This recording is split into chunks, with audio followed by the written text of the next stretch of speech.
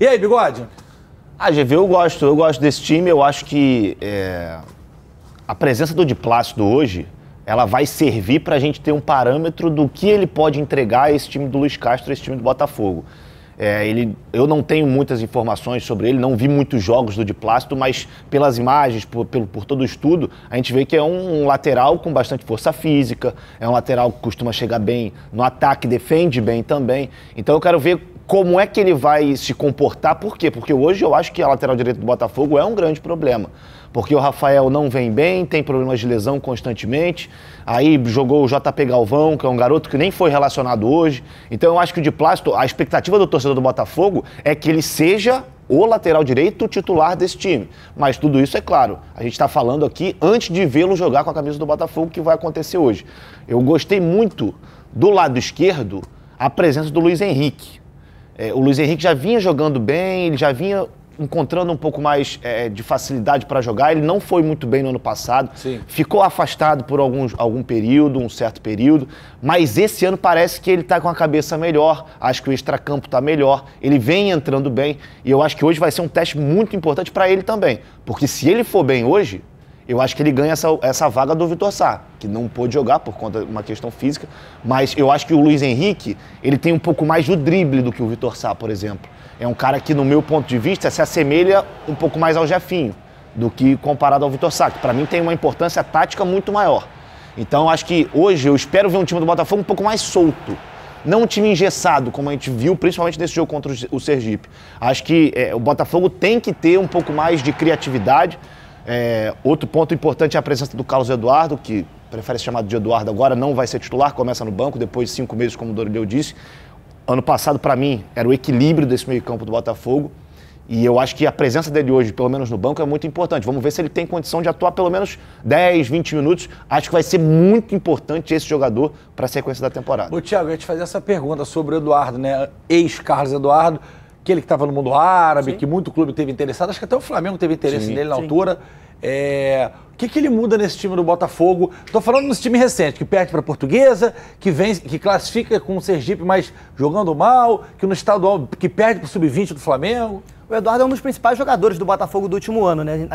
Aquela boa campanha do Botafogo no final da Série A, que a gente até falou aqui, ficou discutindo se dava para pegar o G8, se não dava. Em algum momento a gente falou que a Sul-Americana também era uma boa oportunidade do Botafogo para esse ano. O Eduardo é muito responsável por isso. Ele era o cara que construía aquele time. Ele dava aquele último passo, às vezes, para assistência, era o cara que construía o meio de campo. E isso está fazendo falta no Botafogo hoje. Não à toa, o Lucas Fernandes vai ser o cara hoje mais ofensivo do meio de campo. O Lucas Fernandes é um volante. Então, assim, tá faltando o cara que construa. E esse cara é o Eduardo. Hoje não tem condições de jogo, 90 minutos, está voltando de lesão, mas quando tiver, sem dúvidas, que ele é um dos principais jogadores desse time e vai ser titular, naturalmente, no time do Luiz Castro. Agora, até defendendo a questão que eu falei sobre o Luiz Castro, sobre ele não ser o principal causador dos problemas do Botafogo hoje, para que isso se confirme, o Botafogo precisa vencer e vencer bem hoje. Hoje o Botafogo tem a volta do Tiquinho, tem a volta do Marçal, querendo ou não, o Rafael está à disposição. A estreia do Di Plácido até corrobora um pouco com a questão de que o Rafael não deu certo, né? Quando ele chega ao Botafogo, ele chega com uma baita contratação. Era para ser o cara. Quando chegou, se disse alvinegro, etc e tal, e é torcedor do Botafogo. O torcedor comprou muito essa ideia, mas dentro de campo não funcionou tão bem. Sem contar as questões das expulsões. No Campeonato Carioca, das punições. E expulsões que um cara desse gabarito, porte, não pode. E com o status que chega, né? Com a responsabilidade que chega. Ele chega para ser um dos líderes desse grupo. Não só ele, mas o Tiquinho também, o Marçal. São 3 nomes de 3 caras que você espera que sejam os líderes de cada setor e que não funcionaram, pelo menos psicologicamente, né? O Luiz Castro falou sobre isso, sobre o Botafogo precisar ser mais consciente mentalmente dentro de campo. Bom, bota na tela aí pra gente, Joãozinho. Ó, olha aí, cadê? Vamos falar de aproveitamento, como diria nosso amigo Carlitos, vamos falar de nível técnico, isso aí, vamos falar de aproveitamento. Ontem aqui no nosso Resenha Furada foi o seguinte, se VP e Luiz Castro fossem brasileiros, já teriam sido demitidos. Vamos lá. Aproveitamento do Castro, 49% torcedor do Botafogo, é hora de printar agora, hein? Pra botar no grupo mais tarde, pra justificar suas decisões, aí ó. Bota aí, vamos lá. Luiz Castro, 49%. Zé Ricardo foi demitido com 50% de aproveitamento.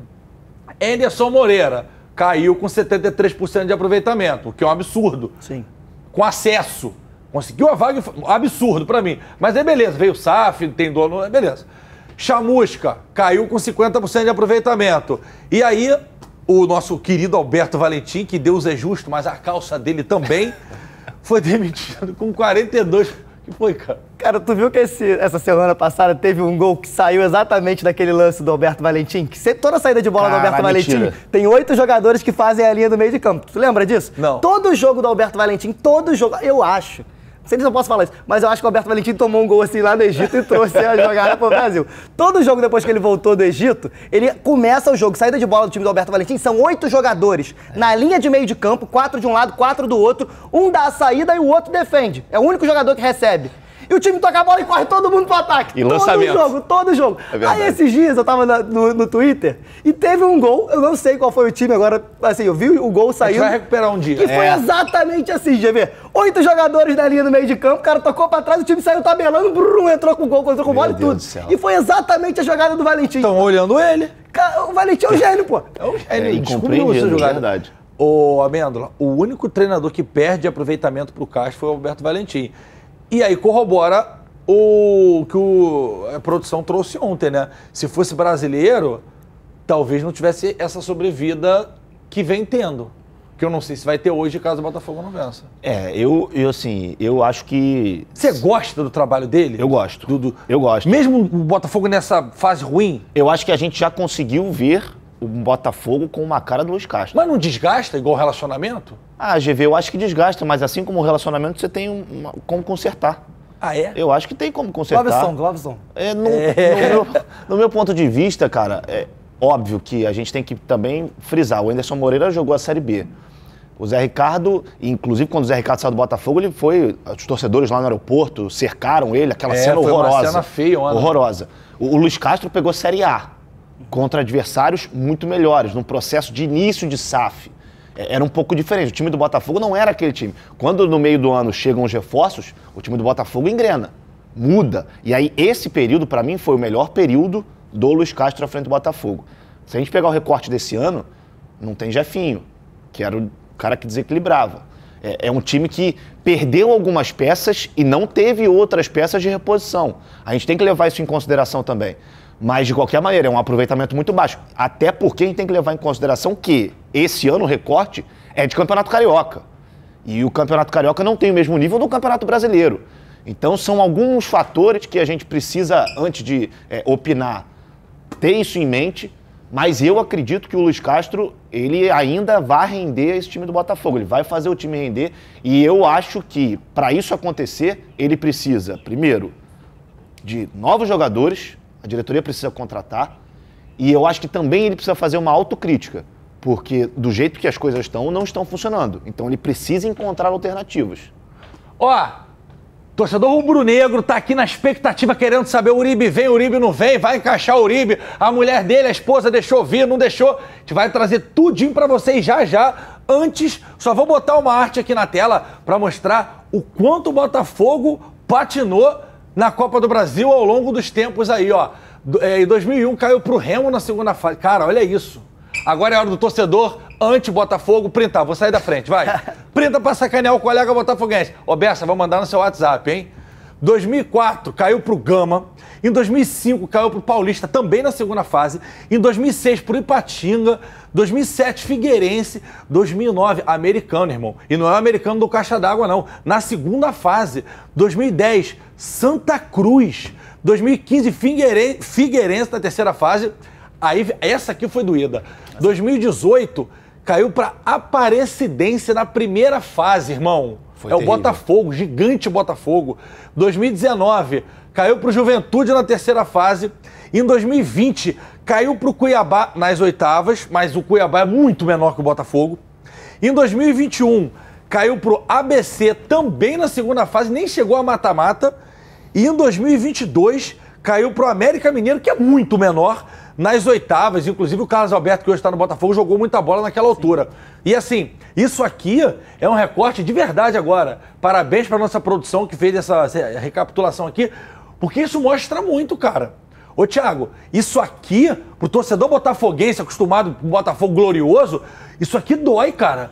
Só passou Só que nas oitavas, a maioria, segunda fase, terceira fase, pra time muito menor, irmão. O torcedor do Botafogo costuma dizer que tem coisas que só acontecem com o Botafogo, né? E assim, eu acho que quando vem um time de menor expressão, com todo respeito a vários deles aí, como o Figueirense, o próprio Cuiabá, mas quando vem um time de menor expressão enfrentar o Botafogo, acho que o torcedor tem até mais medo. Porque ele sabe que essas coisas acontecem com o Botafogo e acontecem com uma certa recorrência. Então, às vezes é melhor pegar um time que você conhece melhor, que é mais fácil de você estudar, um time que tem uma maior competitividade nacional do que pegar um time que talvez seja mais desconhecido e que você seja surpreendido. Já não foi assim contra o Sergipe na primeira fase, já foi daquele jeito que a gente viu, né? Gol 52 do segundo tempo, do Adriel. Se não tem aqueles tempos todo de acréscimo lá, ou se faz os gols que, na verdade, não perdeu, né? O PR que defendeu. Aqui, a gente acrescentaria primeira fase pro Sergipe, com todo respeito ao Sergipe, que é um grande time do Nordeste, tem torcida e tudo mais. Mas aí, olha esse quadro, cara. Esse quadro aqui é pro cara sentar, botar um Pablo do Arrocha, que é sofrência, tomar talagada de Velho Barreira e sofrer. Olha isso aqui, cara. É complicado, é muito complicado. A última vez que o Botafogo passou das oitavas de final foi em 2017, que o Botafogo caiu na semifinal pro Flamengo. Foi naquele... Mas aquele foi um ano atípico também, né? Foi o ano da Libertadores. Exatamente. Bom, depois daí... boa sorte pro Botafogo mais tarde. Tobinha tá de fora, mas tem Brocador, tem o Bolt. Kaiser, né? Kaiser, Mamute. Mamute, que inclusive deve ser titular. Chiesa. Lei do ex tem 70 chances, né? Kaiser não, era o Chiesa, falei errado. Chiesa. Kaiser é aquele outro negócio, geladinho. Olá, jovens, olha só, assistiram, se divertiram, comentaram, cornetaram, ok. Agora você não pode esquecer de ativar a notificação, de compartilhar e de dar like nos vídeos, cara. Sabe por quê? Se não fizer, já sabe, né? Cega ele, vovó! Tchau!